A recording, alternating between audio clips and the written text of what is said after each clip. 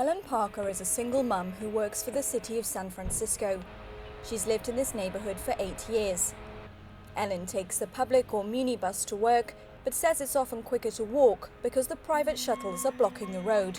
There will be 3 or 4 shuttle buses lined up in a public bus stop, and there's a bunch of kids waiting to go to school, and the muni will just keep going because they can't get into the stop. The corporate shuttles ferry around 17,000 mainly tech workers south to their jobs in the peninsula. The arrival of these well-paid professionals to San Francisco is widely seen as a major cause of the rocketing rent prices driving some poorer residents out. Affordable housing activists, who view them as a symbol of inequality, have set up blockades in protest.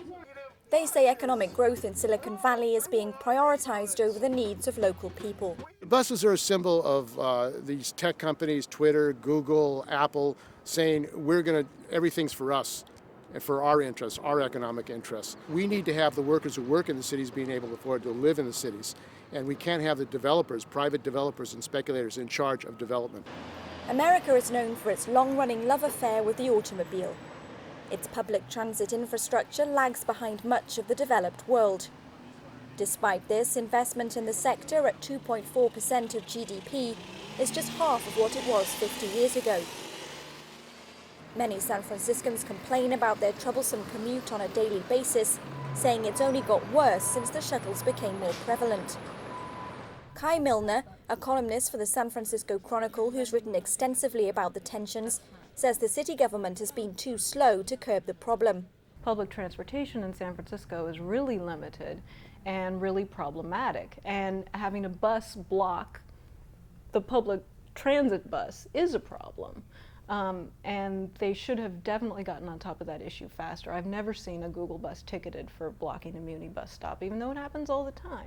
City Hall, which says the shuttles help get people out of their cars and cut down on pollution, has now brought in a pilot program. It charges private tech buses $1 every time they stop at a public bus stop. What we're proposing is a way to capture and continue to capture the benefits that the shuttles provide to the transportation system, while at the same time resolving the conflicts. But critics say the new shuttle tax is so small in comparison with the tech firm's wealth that it's laughable. The measure doesn't look set to appease the anger of residents like Ellen Parker. $100,000 a year is a drop in the bucket for them. That's one employee's salary for the year. I think that is not a very meaningful example of how that they want to integrate into San Francisco and make sure that their businesses aren't disrupting the people that have made this their home for a very long time. San Francisco's simmering class tensions are a sign of how hot a political topic America's income gap has become. If the city takes too many punitive measures against tech firms, it risks losing its most successful innovators. Yet it must also convince the 99% that their needs are not being put second.